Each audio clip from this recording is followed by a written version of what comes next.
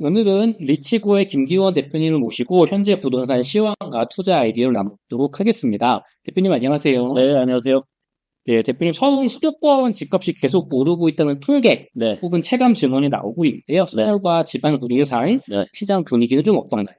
네, 지금 이제 지역마다 좀 다르긴 한데, 요게 이제 많은 분들이 이제 KB부동산 이제 지수 통계 데이터 기준이고 이제 올해 기준이에요. 네, 이제 보시면 아시겠지만 이제 빨간불이 들어온 데는 이제 서울만, 그쵸? 여기. 네, 네, 그래서 그거를 순위로 한번 보시면 이렇게 이제 서울만 음, 지금 오른 걸로 나와 있죠. 네, 네, 요거는 이제 보시면 이렇게 이제 돼서 서울 같은 경우도 올해 이제 5월 달부터 상승을 한 걸로 지금 나와 있거든요. 네, 근데 네, 이제 제가 늘 말씀드리지만 KB 통계가 너무 좋지만 네, 좀 느리다라고 제가 말씀드렸잖아요. 맞아요. 그러니까 올라가는 것도 내리는 것도 음, 똑같이 느리게 반응을 해요.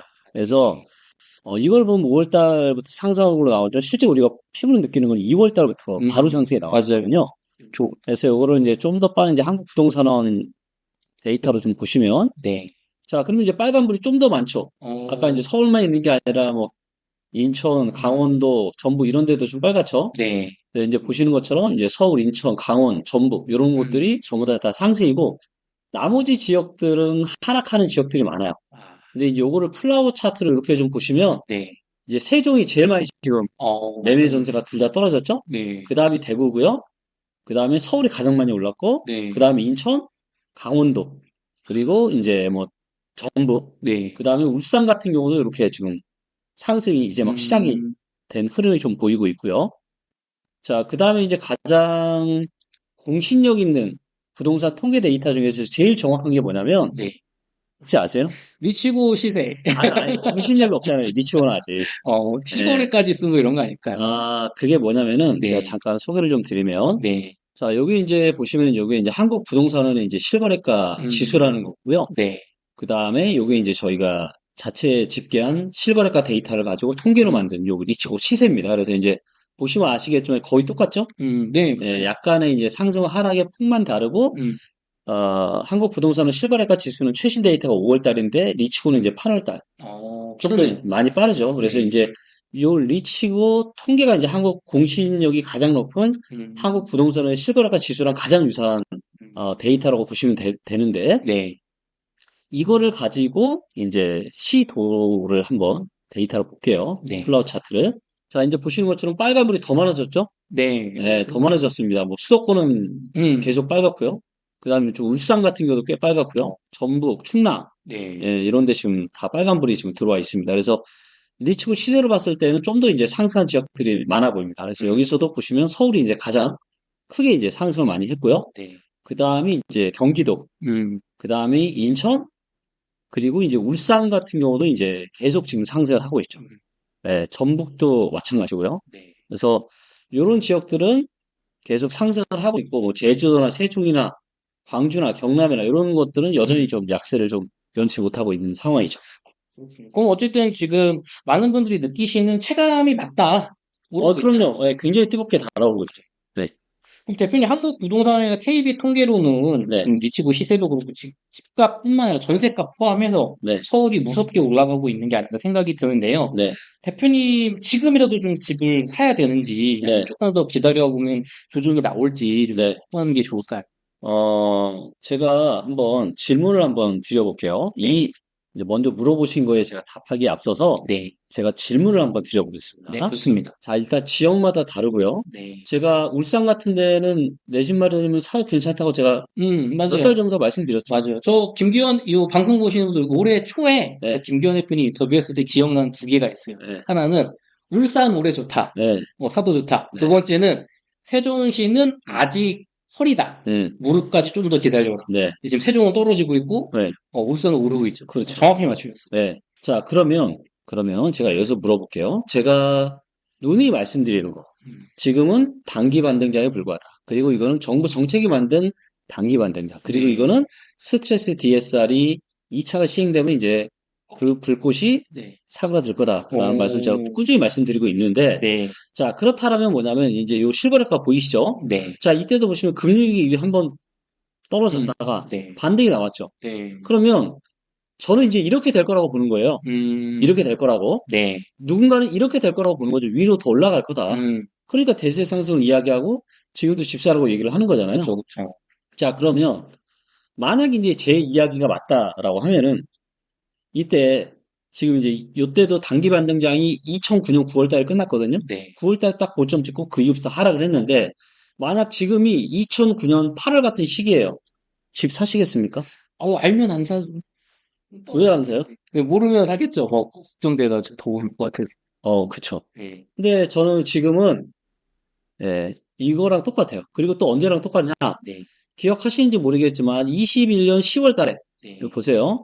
자, 리치고 AI 시세도 그렇고 가장 정확한 공인된 한국 부동산의 실거래가 지수를 봐도 그렇고 정확한 고점이 언제였죠? 21년 10월. 네. 그리고 대한민국 많은 부동산 전문가가 있지만 제가 잘나서가 아니라 네. 제가 21년 10월 달에 뭐라 그랬죠? 10년에 한 번 올까 말까 한 조로의 매도 기회라고 그랬죠. 그리고 정확하게 맞았는데 네. 자, 지금 시점을 저는 뭐라고 보느냐? 네. 지금 시점을 21년 지금 8월 달과 지금 방송 찍고 있는 24년 8월 달이랑 너무 유사하다고 보고 있어요. 거의 전고점 거의 그냥 다 오기 직전. 네. 이제 올라가기 매우 힘든 장이 9월부터 시작이 될 것 같아요. 그렇군요. 네.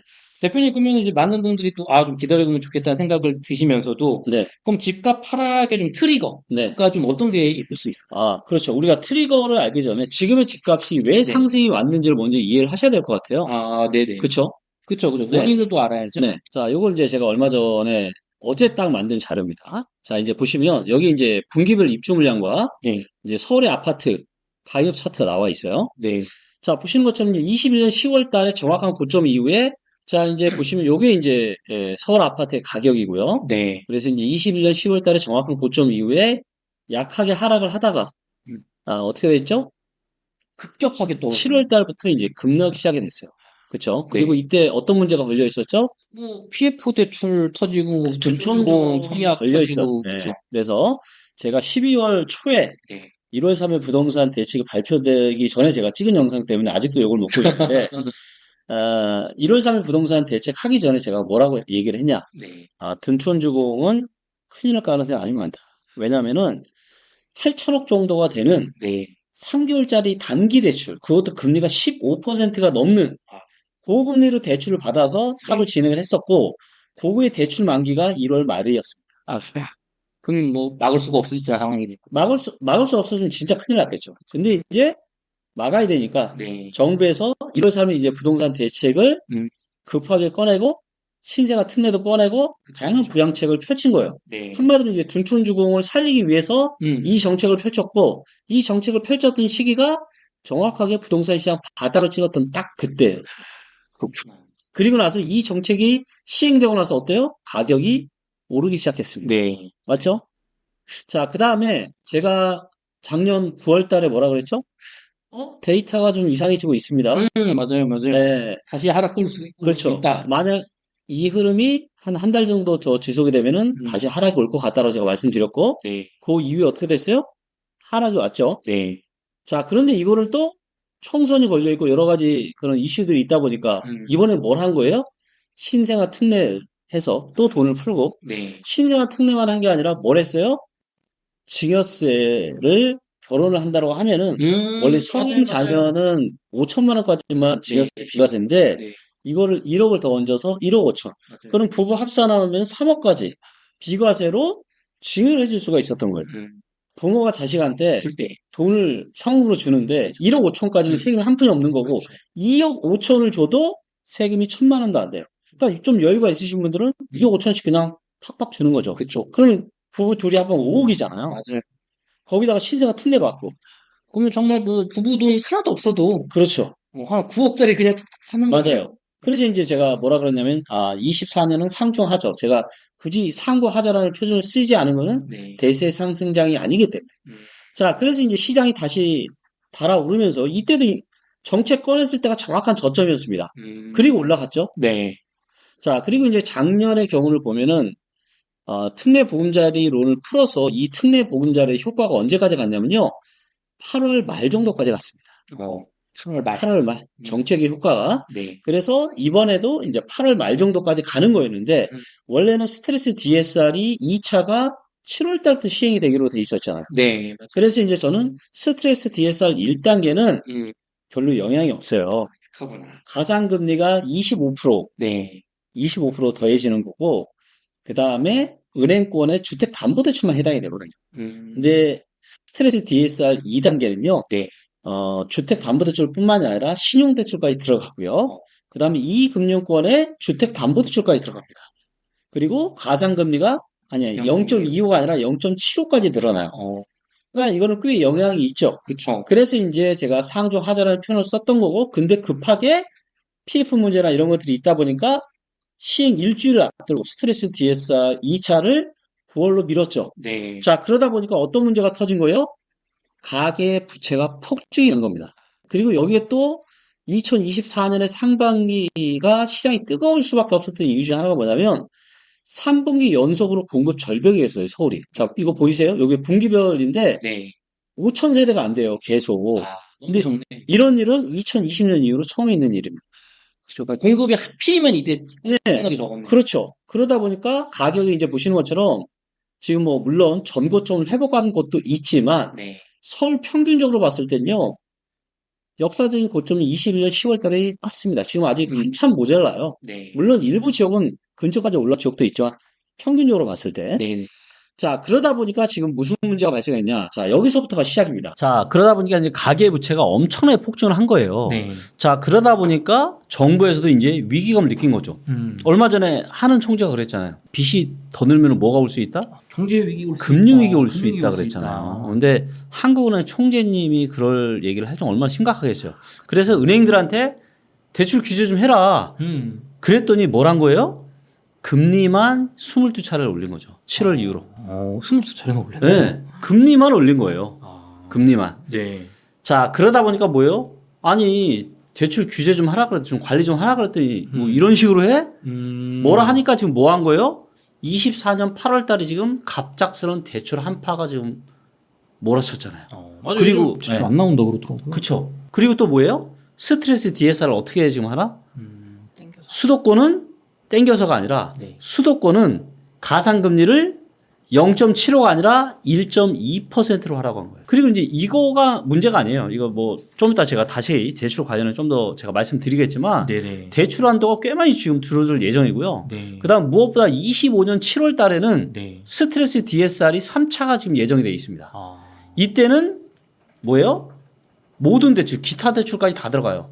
자동차 대출 1금융권, 2금 전부 다. 그럼 무슨 얘기예요? 대출이 앞으로 갈수록 쉽지 않다. 거기다가 제가 올해 이제 4분기부터는 저는 조정이 좀 올 거라고 보는 게 네. 그동안에 입주 물량이 되게 작았는데 앞으로 1, 2, 3분기는 어때요? 올해 4분기부터 내년 1분기, 2분기까지 입주 물량이 어때요? 3분기 연속 평균 이상인 것 같아요. 네, 3분기 연속 지금 이제 2020년 이후로는 네. 꽤 많은 지금 입주 물량이 들어오는 겁니다. 네, 그래서 정책 효과 끝나고 대출 조이고 공급까지 늘어나기 때문에 이제 시장은 쉽지 않을 거다. 쉽지 않다. 네. 그러면 대표님 정말로 한 10월 달 정도부터는 좀 본격적으로 수치상으로 좀 꺾일 수 있다. 네. 일단 정확하게는 이제 수급상. 그러니까 수급상으로는 9월 달부터 안 좋아질 거고요. 네. 그리고 수급이 꺾이기 시작하면은 매매 가격이 언제 꺾이냐면 네. 한 달 반이나 두 달 지나면 보통 매매가 꺾여요.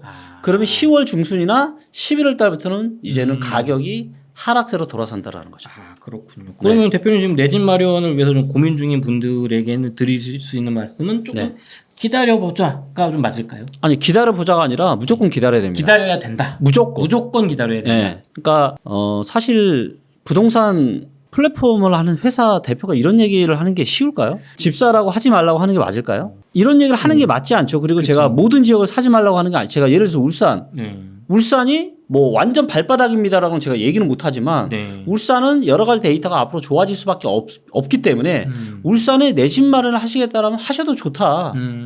그리고 기왕이면 경매를 좀 하시면 좋겠다. 이런 얘기를 제가 드리고 있잖아요. 그쵸. 근데 제가 서울은 뭐라 그래요? 절대 하면 안 된다. 절대라는 제가 말까지 붙였습니다. 아까 제가 말씀드렸죠? 21년 10월 달에 정확한 고점인데 지금은 언제랑 유사하다? 21년 지금 8월 달이랑 유사하다고요, 지금. 그렇군요. 지금 여러분들 기억 안 나세요? 이게 참 제가 느끼는 게 뭐냐면 얼마나 사람들이 어리석고 네. 과거를 그렇게 잘 까먹는지 21년, 22년 초에 영끌에서 집 사가지고 벼락거지 되신 분들 기억 안 나세요? 그쵸. 힘들었죠. 아니 그런 일이 안 올 것 같으세요 여러분들? 또다시 올 가능성이 아주 높아요. 자 이거는 네. 제가 단일 지표로 이제 가장 중요하게 생각하는 이제 주택구입 부담 지수입니다. 네. 자, 요 주택구입 부담 지수를 보면은 자, 금리기 때 고점이요. 321이었습니다. 그다음에 2013년 말에 저점이 한 170. 네. 그다음에 코로나 시기에 고점이 414였고요. 자, 지금 얼마냐? 341인데 여기 보면 나와 있죠. 네. 뭐라고 나와 있어요? 평균 대비 지금 28.2% 상승되어 있고 평균 수준으로 회귀하려면 얼마 하락해야 된다고요? 22%. 예. 그러니까 지난 역사적인 평균 정도로만 회귀를 해도 그렇게 되려면 지금 아파트 가격이 22% 하락을 해야 되는 겁니다. 많이 해야 되는. 근데 만약에 저점까지 여기까지 떨어질 수도 있잖아요. 그렇죠. 네. 그러려면은 몇 퍼센트 하락해야 된다고 나와 있죠? 50.4%. 50%. 이 이야기는 무슨 얘기예요? 지금 서울의 아파트는 22%에서 최대 50%까지 하락할 수 있다고요. 많군요. 근데 이걸 집을 지금 산다? 정부가 이런 당장 내 앞에 지금 사탕 발림 해준다고 이것 때문에 한다? 진짜 큰일 날 수 있죠. 그렇군요. 대표님 좋습니다. 그래서 이어서 저희 2부에서 정부에서 이어질 대출, 그다음 뭐 공급 정책들 이야기 좀 더 나눠보도록 하겠습니다. 대표님 집값이 이렇게 올해 좀 많이 오르다 보니까 정부에서 부동산 공급 대출 규제 정책을 내놓았습니다. 네. 이게 좀 중요한 내용인 것 같은데 어떤 내용들이 좀 들어 있을까요? 네.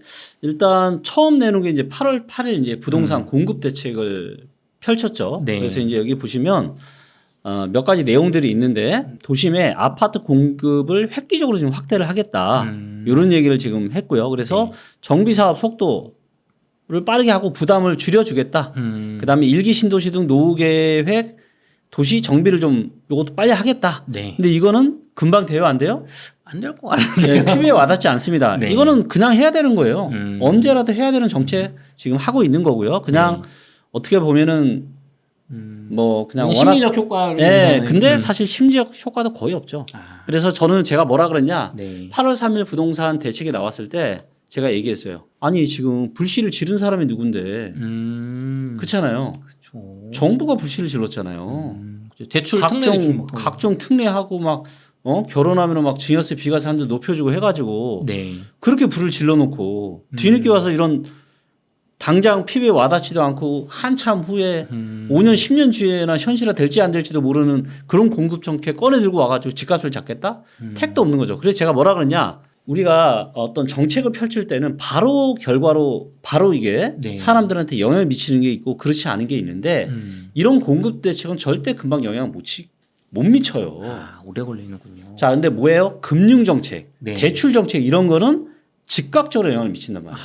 그래서 제가 뭐라 그랬어요? 이거 빨리 금융 정책이나 대출 정책을 쪼여야 된다. 그래야 이게 집값 잡을 수 있다라고 제가 유튜브에서 얼마 전에 찍은 바가 있는데 이게 8월 말에 지금 이제 분위기가 이거는 완전 우리가 갑분싸라 그러죠? 갑자기 분위기가 엄청 싸늘해졌습니다. 왜 갑자기 싸늘해졌나요? 자, 이거를 제가 설명을 좀 드릴게요. 네.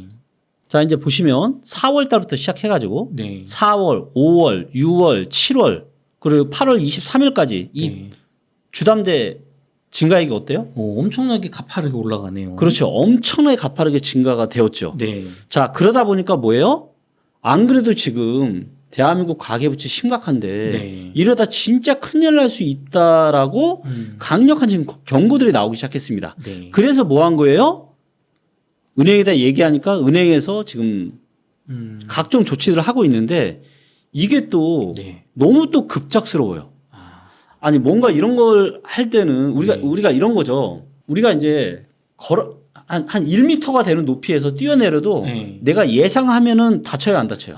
그래서 좀 뭐 대비를 하니까 안 다치고나 안 다치죠. 할 수 있죠. 착지를 잘 할 수 있죠. 근데 한 요 정도 한 20cm밖에 안 되는 높이라도 내가 생각을 못 하고 그냥 걸었다가는 어떻게 돼요? 이거 계단 잘못 없는 줄 알고 하다가 그냥 삐끗하면은 발목 나가잖아요. 나가죠. 네, 무슨 얘기냐면은 뭔가 준비하고 대비할 시간을 줘야 되는데 지금 담보대출 이런 대출 쪽으로 너무 급작스럽게 너무 삭막하게 지금 분위기가 바뀌고 있는데 자 여기 보시면은 DSR을 정부보다 엄격하게 적용을 해라. 그러니까 정부가 가이드한 DSR 이거보다 네. 더 타이트하게 지금 대출을 줄이라는 얘기예요. 아, 자, 그다음에 거치식으로 네. 이자 내는 것만 하는 거 중단해라. 그다음에 모기지 보험 적용 중단 통한 한도 축소해라. 자, 이거가 하면은 보통 이제 방백이라고 해서 그 대출 금액이 줄어들게 되는데, 자, 이거를 하잖아요. 서울이나 경기도권은 대략 5천만 원 정도씩 줄어듭니다.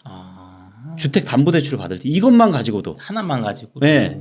그다음에 지금 KB 국민은행 같은 경우는 뭘 했냐면은 수도권은 지금 최장 대출 기간을 50년이 아니라 30년으로 줄여라. 그러니까 원래 이것도 여러분들 기억하시겠지만 한 2020 특례 보금자리론 나오기 전까지는 30년짜리 대출밖에 없었어요. 그렇죠. 최대가 30년이었죠. 네. 근데 이걸 갑자기 40년짜리를 만들더니 50년짜리를 만들더니 그래서 40년, 50년으로 만드니까 어떻게 돼요? 길게 빌려서 뭐 많이 빌리고 부담이 적어졌으니까. 그렇죠. 네. 네. 쪽으로 쓰겠죠. 맞아요. 근데 그러다 보니까 이제 사람들이 집 사는데 야, 왜 당장 사람들은 먼 훗날 생각하지 않잖아. 내가 85세, 90세까지 살아있을지 죽을지도 모르는 그 나이 때까지 돈 갚아야 되는 생각 안 합니다. 대부분의 사람들은. 그냥 지금 내가 납입해야 되는 돈만 줄어들어도 그냥 집 사는 거예요. 네. 근데 이걸 이제 와서 또다시 그냥 30년으로 그냥 확 줄여버리라는 거예요, 지금. 거기다가 이제 다주택자 생활안정 자금도 줄이라는 겁니다, 지금. 이게 대표님 좀 말씀 들어보니까 네. 아니, 정부 가이드보다도 더 줄이라 그러고 갑자기 막 기간 축소하고 보험 중단하고 너무 급격하게 좀 그런 감이 진짜 있네요. 네. 이게 뭐 관치금 같기도 하고. 아니 뭐 모르겠습니다. 이게 근데 이게 사실 이로 인해서 거기다가 이제 지금 전세자금 대출도 지금 막고 있거든요. 네. 네. 그래서 여기 이제 보시면 전세자금 대출을 지금 이제 보증금 늘어난 만큼만 대출해라. 네. 이렇게 지금 또 얘기를 하고 있고요. 그래서 전방위적으로 지금 대출을 갑작스럽게 옥죄고 있어요. 그러면서 스트레스 DSR이 9월달에 시행이 되는 겁니다. 네. 그럼 이게 끝이 아니라 그 더 센 게 또 남았군요. 그리고 3차는 내년에 또 3차가 시행되고. 그리고 여기서 진짜 또 핵심 포인트가 있습니다. 네, 뭔가 핵심 포인트. 자, 스트레스 DSR에서 우리가 대출의 한도를 조정하기 위해서 가상금리라는 걸 부여를 하거든요. 그렇죠. 근데 가상금리가 1단계에서 25%, 2단계에서는 50%, 네. 3단계에서는 100%가 적용이 되는 거예요. 네. 근데 이 가상금리가 얼마예요? 1.5%입니다. 그래서 1.5%에 25%, 1.5%에 50%, 1.5%에 100%가 적용이 되는 거예요. 그러면 100% 적용이면 3% 아닌가요? 아니요, 1.5%에 100%니까 100%니까. 1.5죠. 1.5. 그치. 네, 네. 이해했어요. 죄송해요. 네. 죄송해요. 자, 그런데 히트는 뭐냐? 네. 이 가상금리가 밴드가 있어요. 1.5%가 고정이 아니에요. 가장 낮은 하단이 1.5%입니다. 스트레스 DSR의 상단이 얼마인지 아세요? 3%입니다. 3%. 그럼 그게 올라갈 수 있다는 네, 거예요? 그러니까 지금 상황을 보면서 이제는 뭐냐? 지금 관계 당국 여러 군데서 뭐냐? 지금 한국의 대출 문제 너무 심각하다라고 모두가 지금 경각심을 갖고 있고 뭐예요? 갑자기 지금 대출 쪽으로 지금 옥주를 잡고 있고 이게 만약에 대출이 더 심각하다. 네. 그러면 가상금리를 더 올릴 수 있다고 지금 2%, 2.5%, 3%까지도 올릴 수 있다고요. 네, 그게 지금 딱 제도적으로 지금 뒷받침이 되어 있는 거예요. 그러면 원하기면 정부가 마음만 먹으면 할 수 있는 거네요. 그렇죠. 그 얘기는 무슨 얘기예요? 부동산으로 이제 들어오는 유동성을 언제라도 급작스럽게 지금 조일 수 있다라는 수 거죠. 있다. 그럼 미국에서 저희 지금 9월에 뭐 0.25% 기준금리 인하 이런 얘기 하고 있는데 네. 여기서 뭐 0.25, 0.5 내려도 네. 가상금리 1.5, 3% 올려버리면은 네. 더 올라가는 거잖아요. 네. 그렇군요. 그리고 0.25 무슨 금리 인하 좀 한다라고 해서 부동산 시장이 좋아지는 게 아닙니다. 여러분들 네. 제가 이것도 누누이 제가 데이터로 보여드릴게요. 네. 그러니까 얼마나 많은 사람들이 무지하고 얼마나 많은 사람들이 이 과거에서 배운 게 하나도 없는지를 네. 데이터를 통해서 알 수가 있습니다. 네. 자, 이거를 보시면 이게 한국의 주택담보대출 금리 차트예요. 네. 자, 이때 이제 금리가 터지기 전이 거의 8%였습니다. 네. 그리고 한번 내려갔다가 이때 다시 올랐죠. 네. 그래서 아까도 이제 제가 일부에서 지금이 2009년 8월 달 같은 시점이면 제가 집을 사겠냐고 물어봤죠. 그렇죠. 이때도 금리가 6.2였습니다. 그리고 요 이후로는 금리가 어떻게 됐어요? 계속 내려갔죠. 네. 예, 2013년 말 정도까지 3.75까지 내려갔습니다. 주택담보대출 금리가 진짜 많이 내려갔죠. 네. 근데 이때 서울의 아파트 가격이 올라갔나요? 그때가 한창 떨어질 대세 하락기죠. 네. 주택담보대출 금리가 떨어져도 네. 서울의 아파트 가격이 내려갈 수 있다니까요. 근데 이때 지방은 다 올랐습니다. 지방은 다 올랐어요. 자, 여러분들 제가 말씀드릴게요. 자, 지금 뭐 지방 안 좋다 뭐 하시는데요. 지방이 지금 얼마나 앞으로 좋아질 때가 많은지 아십니까? 아, 그렇군요. 지방은 네. 또 오를 수 있다, 분위기 자, 다를 수 있다. 네. 그래서 저는 뭐 아마 이미 이제 일부 시작이 된 지역들도 있고 내년부터는 이제 지방 지역이 네. 바닥을 찍고 대세 상승으로 이제 갈 수 있는 지역들이 저는 꽤 있다고 보여집니다. 아, 네. 네. 그리고 거품도 별로 없고요, 지방은. 그렇군요. 대표님 저 3부 때 저희가 지방 많이 여쭤보도록 할게요. 네. 네. 대표님 그러면 지금 종합을 해보면 지금 대출 규제 정책 워낙 세게 나와서 네. 좀 집값을 결국은 아까 일부에서도 얘기해 주시지만 한 10월, 11월부터는 좀 잡혀 나갈 거다. 네. 집 절대 사지 마라고 해주셨는데 네. 지금 정부에서 보면은 공급 대책 중에 흥미로운 게 강남에 그린벨트 풀어서 네. 뭐 아파트 공급하겠다 이런 류의 말들이 나오고 있단 말이에요. 네. 요게 공급 진짜로 그린벨트 풀어서 공급해야 된다라고 보시나요, 대표님은? 필요하면 해야죠. 필요하면 왜냐하면 네. 누구나 이제 새 아파트를 살기를 원하잖아요. 네. 근데 새 아파트를 지을 수 있는 이제 땅이 없잖아요. 그쵸. 결국 이제 방법은 기존에 노후된 아파트를 부셔서 재건축을 하거나 아니면 재개발을 하거나 이게 힘들면 뭐 해야 되는 거예요? 그린벨트 풀어야죠. 풀어야 된다. 네. 그러면은 대표님 지금 일단 예상하시는 거는 이런 대출 규제 정책과 스트레스 DSR 등의 시행으로 집값이 잡힐 거라고 보시는 거잖아요. 기본적으로는. 네, 맞습니다. 그럼 그렇게 잡힌다면 안 풀어도 되는 거고. 네. 거기서도 좀 이게 불이 붙으면 그때는 정말 풀어서라도 해야 된다. 그렇죠. 근데 이제 그거보다는 사실 제일 좋은 거는 네.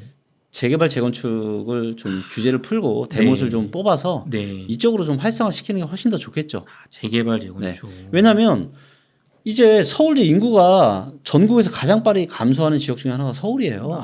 그렇군요. 네. 자, 그러면 뭐예요? 근데 서울에 아파트가 많아요, 안 많아요?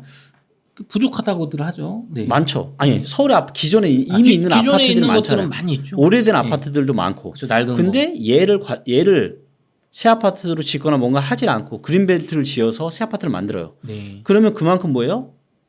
기존의 낡은 거. 아파트들은 신경 덜 쓰겠죠. 네. 그리고 인구는 줄어들고 있고. 네. 그럼 이런 데는 잘못하면 이제 슬럼화 될 수도 있는 거죠.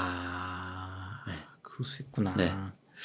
알겠습니다. 대표님 그러면은 앞으로 정부에서도 공급 측면에서도 아까 그 조금 얘기를 해주시다가 이제 출 쪽으로 넘어갔는데 지금 뭐 빌라 관련해서도 뭔가 대책 나왔다고 하고 하는데 네. 이런 것들은 뭐 이렇게 좀 살펴볼 필요까지는 없을까요 저희가? 뭐 빌라 관련해서도 이제 정책들을 많이 했는데 네. 사실 빌라는 시장이 너무 안 좋잖아요. 그쵸. 뜨거운 시장이 아니잖아요. 네. 그렇기 때문에 이제 빌라는 지금 너무 어려운 상황이다 보니까 네. 이걸 가지고 지금 또 공공주택 뭐 매입해가지고 뭐 임대해주겠다고 하는데 네. 이제는 많은 사람들이 빌라를 선호를 하지 않잖아요. 그렇죠.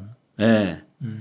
그래서 조금 이제 그런 부분들이 네. 뭐 필요한 부분들이 있긴 하지만 왜냐면 이제 전세상이나 이런 게 너무나도 이제 염려가 되니까 이거를 아예 이제 정부에서 주도적으로 해서 하면은 네. 전세 사기에 대한 위험은 이제 없어지게 되는 거니까. 네. 근데 그거보다는 사실 지금 잡아야 되는 시장은 아파트 시장이죠. 아파트 시장이다. 네, 좋습니다. 대표님 그러면은 뭐 지금 정부 정책과 대출 규제 이런 걸 많이 해주셨는데, 네. 이건 전국적으로 적용되는 거지 않습니까? 네. 그러면 서울 수도권은 말씀하신 것처럼 뜨거운 걸 잡는다고 치고, 네. 지방은 지금 좋지가 않잖아요. 좋지 않죠. 그럼 이런 대출 규제 나오면 지방은 더 죽는 거 아니냐? 또 이런 걱정도 좀 있거든요. 근데 이제 지방은 이제 그 집값 자체가 그렇게 비싸지가 않잖아요. 네. 그렇기 때문에 영향을 받기는 하겠지만 네. 저는 뭐 그렇게 크게 영향을 받지는 않을 것 같고 그다음에 특히 이제 정부에서 좀 신경 써야 되는 게 뭐냐면은 지금 중공업 미분양이 계속 늘고 있고 지방 시장이 별로 안 좋거든요. 그렇군요. 그렇기 때문에 이제 뭐 취득세 중과세나 네. 지방의 주택을 취득을 할 경우에 네. 취득세 중과세 폐지나 뭐 또 미분양 아파트를 샀을 경우에는 뭐 양도세를 한시적으로 네. 뭐 면제를 해둔다든가 이런 정책들이 좀 좀 더 적극적으로 좀 나와야 되지 않을까 그렇게 생각을 하고 있습니다. 그럼 대표님 이렇게 집값을 좀 대출로 잡고 나면 말씀해주신 양도세의 어떤 혜택이라든가 취득세의 중과 부분을 풀어주는 그런 대책들이 뭐 수순적으로 좀 나올 수 있을까요? 뭐 그렇게 되면 아마 지방으로 조금 수요가 쏠릴 것 같은 생각이 들거든요. 저는 나올 거라고 봅니다. 내년 하반기가 되지 않을까 좀 보고 있어요. 내년 하반기. 네. 그러면 지방을 투자로 하시려는 분들도 조금 기다려보는 게 좋을까요? 지방을 투자로 어떻게 해요? 아니, 지방이 뭐 취득세 중과 때문에 그쵸. 사실은 하기가 쉽지 않잖아요. 지금. 그렇구나. 그러니까 지금은 선수들이 네. 뛰어들기가 사실 쉽지 않은 시장이죠. 그렇군요. 그럼 지방은 어차피 지금 다주택자 못 움직이니까 네. 기다려야 됐고, 그럼 지방에 내 집 마련을 좀 고민하시는 분들도 계시잖아요. 네. 특히 뭐 광역시들 많이 있잖아요. 뭐 네. 대구, 부산, 뭐 세종, 울산, 뭐 광주. 네. 그럼 지방에 계신 무주택자 분들은 서울과 달리 지금이라도 내 집 마련하는 게 좋을지 조금 큰 틀에서 가이드 주시면 감사하겠습니다. 일단 그것도 지방마다 좀 다른데요. 네. 일단 확실하게 좋아질 지역 중에 하나는 또 어디냐? 네. 대구예요. 대구. 네. 그러니까 대구도 가격이 굉장히 많이 조정이 됐고요. 네. 근데 입주 물량이 올해까지는 많아요. 네. 근데 내년부터는 많이 줄어들거든요. 그래서 대구 같은 경우도 내년 어느 즈음부터는 바닥 네. 찍고 다시 저는 턴어라운드를 하지 않을까 생각합니다. 그럼 대구는 올해 말에서 뭐 내년 한 여름 전 사이가 최적의 타이밍일 수 있겠네요. 그럴 수 있고요. 그러니까 제가 생각하는 큰 시나리오는 뭐냐면 네. 21년과 24년이 유사해요. 네. 많이 좀 다른 것도 있지만, 그러니까 단기적으로 봤을 때는 이제 거의 시장의 고점이고, 그리고 21년에 10월에 고점 찍고 22년 하반기에 큰 하락이 왔잖아요. 그렇죠. 그러면은 24년에 지금 상당히 뜨겁게 달아오고 있는 서울이 네. 정점을 찍고, 그 다음에 내년 상반기까지는 약한 하락을 보이다가 내년 하반기에는 상당한 큰 폭락이 올 수도 있다. 저는 그렇게 보고 있고요. 네. 만약에 폭락이 온다. 네. 그러면은 지방 부동산 시장에도 같이 영향을 미칠 거예요. 왜? 대장이 흔들리니까 그쵸. 지방도 같이 흔들릴 거예요. 아. 그래서 그렇게 되면은 그때가 같이 흔들릴 때가 네. 정말 좋은 기회가 될 수도 있고. 네. 근데 그렇게 되지 않고 완만하게 만약에 가격이 하락할 수도 있잖아요. 네. 예, 그렇게 될 경우에는 지방은 올해 말이나 내년 상반기 어느 즈음에 사면은 좋은 지역들이 꽤 있죠. 그렇군요. 그거는 조금 좀 서울 상황을 좀 지켜보고 이런 규제 정책도 지켜보고 조금 네, 시간이 근데 사실 일반적인 분들이 그런 것까지 하기는 쉽지가 않기 때문에 네. 뭐 크게 욕심내지 마시고 저는 올해 말에서 한 내년 말 어느 즈음에 네. 각자의 상황에 따라서 조금 금매나 좀 이런 걸로 해서 좀 싸게 내 집 마련 하시면은 좋지 않을까 싶습니다. 알겠습니다. 알겠습니다. 대표님 그럼 지금 이어서 저희 내 집 마련 꼭 해야 되는 탑3 지역 나눠보도록 할게요.